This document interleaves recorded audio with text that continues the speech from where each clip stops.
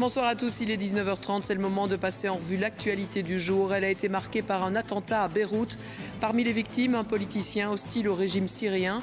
Le Liban, où nous nous arrêterons avec Rachel Crivellaro, car le Premier ministre belge est en mission actuellement dans ce pays.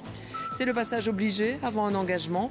Les tests de logique sont utilisés pour la fonction publique comme dans le privé. Logique mais tellement complexe que les échecs sont nombreux. Trêve de Noël pour les magasins Free Record Shop. Ils allaient fermer, le mobilier était déjà vendu aux enchères. In extremis, une firme britannique a confirmé la reprise.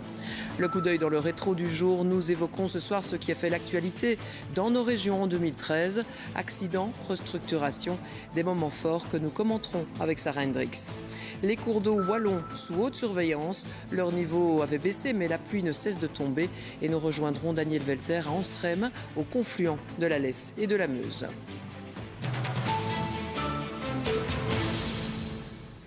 Le Premier ministre belge est donc arrivé hier au Liban. Une visite de 2 jours avec passage à Beyrouth, une ville qui a vécu un véritable traumatisme ce matin. Une forte explosion a fait plusieurs morts, des dégâts importants. L'attentat visait notamment un responsable politique opposé au régime syrien, mais Damas dément toute implication. Images et réactions avec Laurence Brex.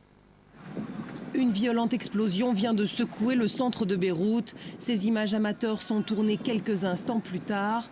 Les secours ne sont pas encore arrivés sur place. Le site visé par l'attentat ressemble à une zone de guerre. Le souffle de l'explosion a atteint des dizaines d'immeubles aux alentours. Je suis arrivé ce matin à l'endroit où l'explosion a eu lieu.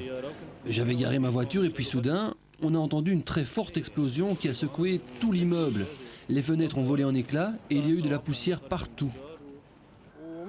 Comme vous pouvez le voir, toutes les fenêtres sont cassées, les voitures sont endommagées. Moi, je ne sais pas encore s'il y a des morts ou des blessés, mais vous le voyez, tous les magasins des environs sont touchés. Je considère cela comme du terrorisme.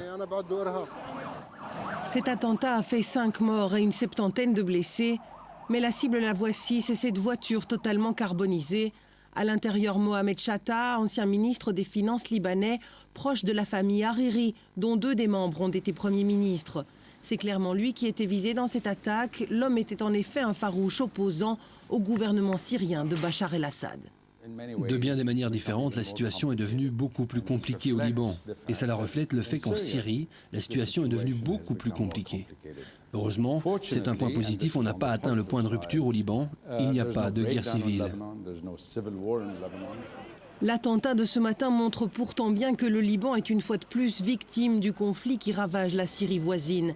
Les attentats visant les alliés de l'un ou l'autre camp en Syrie s'y sont multipliés depuis cet été, enfonçant le pays dans une violence qu'il n'avait pas connue depuis longtemps.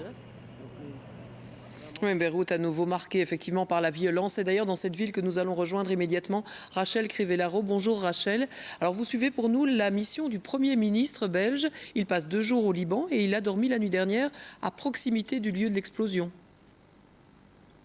Oui, Elio Di Rupo a dormi à peu près à 3 km à vol d'oiseau du lieu de l'explosion, ici en plein cœur de Beyrouth, précisément où je me trouve. Vous pouvez avoir derrière moi d'ailleurs la bâche qui recouvre le véhicule qui a explosé.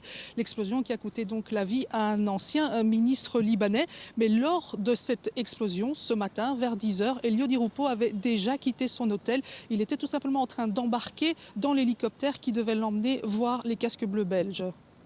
Oui, on notera que le planning des Belges n'a pas été modifié. Un mot peut-être, Rachel, sur le but de ce voyage. Alors il s'agissait, je vous l'ai dit, donc pour le Premier ministre, de rencontrer les casques bleus belges, ces démineurs belges qui travaillent dans une zone très sensible, puisqu'ils sont près de la frontière israélienne. Il s'agit pour eux de participer à la sécurisation de la zone autour de la ligne de démarcation qui a été tracée par l'ONU au lendemain du conflit entre Israël et le Hezbollah libanais. Cette mission belge, elle est là depuis 2006. Au fil des ans, le contingent a diminué. Elle est censée rester jusqu'à la fin 2014 et pour le moment, le gouvernement gouvernement belge n'a toujours pas pris de position sur un éventuel prolongement de sa mission. Deuxième axe de cette mission au Liban, eh bien, il était plus politique. Il s'agissait pour le Premier ministre de se rendre compte de l'impact de la guerre, du conflit syrien, notamment au Liban et en particulier sur la très délicate question des réfugiés syriens, parce que le Liban doit faire face à un afflux massif de réfugiés syriens sans avoir précisément toutes les possibilités d'y faire face. Je vous propose d'ailleurs de vous en rendre compte par vous-même avec ce reportage que nous avons pu réaliser aujourd'hui avec Jérémy Dessal. Ils viennent ici tous les après-midi, un début de retour à l'école avec ces cours de remédiation. Ces petits réfugiés syriens tentent tant bien que mal de continuer à vivre normalement. Nous avons besoin de plus en plus d'aide parce que le nombre de réfugiés ne cesse d'augmenter. Les conditions climatiques sont très difficiles actuellement, ainsi que les conditions socio-économiques. Beaucoup de personnes sont sans argent, sans nourriture, sans appui médical et leur situation se détériore jour après jour. Plus d'1 million de Syriens ont cherché refuge au Liban dans des conditions paradoxalement encore plus difficiles pour ceux qui se sont retrouvés dans les grandes villes. Leur situation, si j'ose le dire, est encore beaucoup plus difficile car là, nous allons à la recherche de ces personnes. Souvent, beaucoup de personnes ont peur de sortir de chez elles. Ils n'ont pas de quoi se nourrir, n'ont pas de quoi se couvrir et ils n'arrivent pas à savoir où est l'aide exacte, comment aller chercher cette aide et comment pouvoir se suffire. Tandis que dans les camps, l'aide est beaucoup plus facile car nous pouvons aller dans les tentes, distribuer et l'aide arrive à tout le monde. Près d'1 million de réfugiés, c'est pratiquement l'équivalent d'un tiers de la population libanaise. Le Liban qui peine à absorber cet afflux de réfugiés. Nous avons déjà prévu plus de 10 millions d'euros pour aider justement ces réfugiés syriens. Nous venons encore de dégager 500 000 euros. Nous devons aider. Mais la solution se trouve dans la restauration de la paix en Syrie. Ce qui se passe en Syrie est non seulement absolument scandaleux, mais c'est horrible. Et c'est vrai qu'on a le sentiment que plus le temps passe, plus la situation s'empire. Depuis le début du conflit syrien en 2011, plus de 2 millions de réfugiés syriens ont été jetés sur les routes, obligeant les pays limitrophes à faire un appel de plus en plus pressant à l'aide internationale. Et voilà pour ce voyage au Liban d'Elio Di Rupo, une mission que vous suivez pour nous, Rachel Crivellaro. Merci pour votre intervention. Et puis autre pays, l'Égypte et les suites de cet attentat de mardi dernier à Mansoura, 15 morts au total. Depuis, les manifestations se multiplient avec dans la rue les pro-Morsi, car le parti de l'ancien président a été qualifié de groupe terroriste après cette attaque. Et aujourd'hui, 265 manifestants ont été arrêtés dans différentes villes du pays. La police a sorti les bombes lacrymogènes et ces heurts ont fait au moins 3 morts. Manifestation également en Turquie, des centaines de personnes se sont rassemblées pour demander la démission du Premier ministre. Voilà qui fait suite à un scandale financier, à la démission de 3 ministres. Recep Erdogan a bien réagi en remaniant complètement son gouvernement. Mais pour une partie de la population, cela ne suffit pas. La police a tenté de disperser ces manifestants avec des canons à eau et des balles en plastique. Retour chez nous avec des tests épinglés par la Libre Belgique, ceux que l'on fait passer pour un emploi dans la fonction publique ainsi que dans le privé. Il s'agit de questions logiques, pas toujours très logiques. Certaines semblent en tout cas tellement complexes qu'on se demande si elles permettent réellement de cerner un individu et de tester ses capacités pour un emploi. Laurent Mathieu s'est penché sur la question. S'il ne sourit pas, c'est parce qu'il est concentré. Et il vaut mieux l'être pour résoudre ce qu'on appelle les tests de raisonnement abstrait. La première forme est noire, la deuxième forme est blanche, donc on sait que le premier point change la couleur. Deuxième ligne. Aujourd'hui, Xavier Alardo les connaît bien. Il vient de passer plusieurs examens de recrutement dans différents secteurs, privés, publics ou intérim, et il y a souvent été confronté.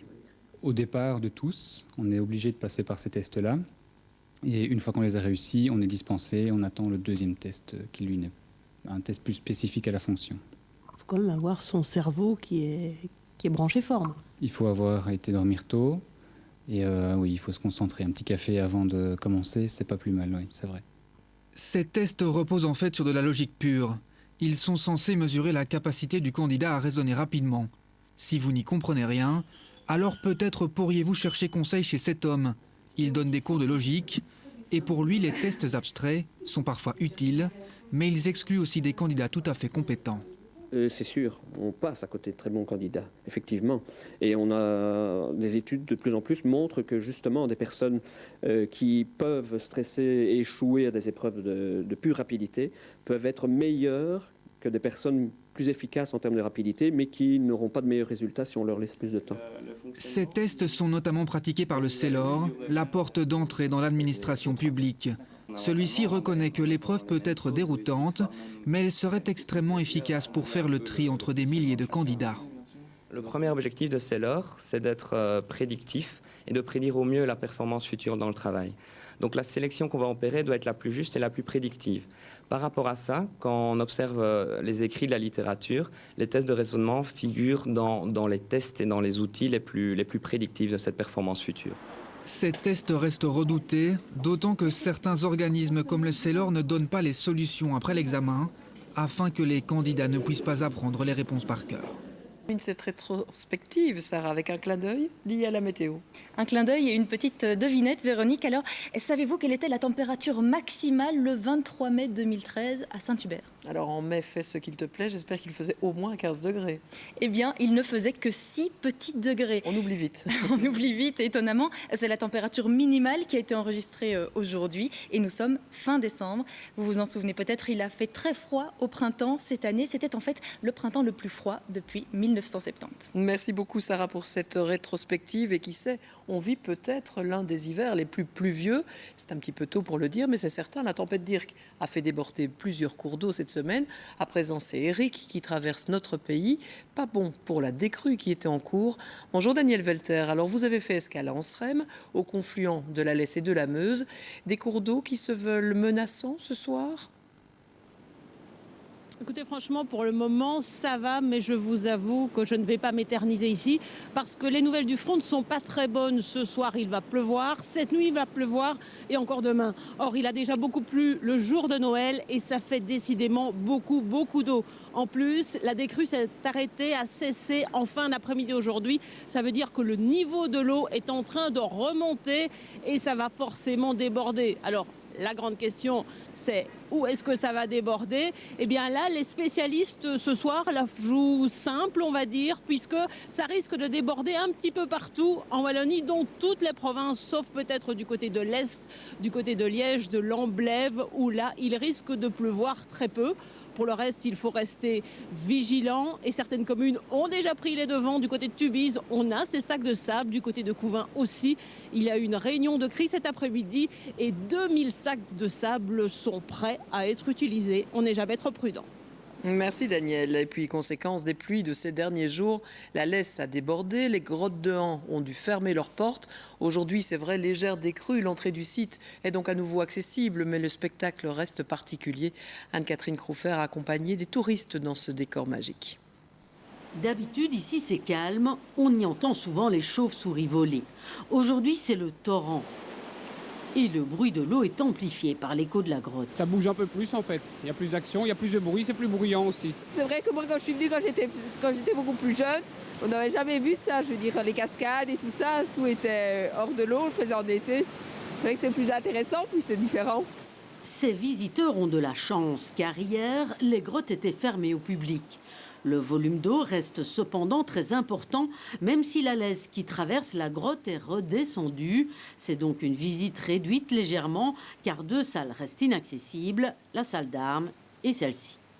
Et il a une superbe salle qu'on appelle la salle des draperies, où on peut admirer en plein été de très beaux reflets au niveau de la rivière et tout ça. Mais pour l'instant, un petit peu compromis, hein. On ne peut pas y aller à la nage, donc... On voit rien là. On voit rien. Ce phénomène se produit presque chaque année. Des rapides qui bousculent la visite, mais qui ne dérangent ni les stalagmites ni les stalactites. Elles sont habituées à ça depuis des milliers d'années. La seule chose que ça apporte, c'est beaucoup de boue qu'on a nettoyé après pour faciliter le passage des gens. La grotte devrait rester ouverte demain si la pluie ne s'intensifie pas. En attendant, c'est donc une visite partielle, mais à moitié prix.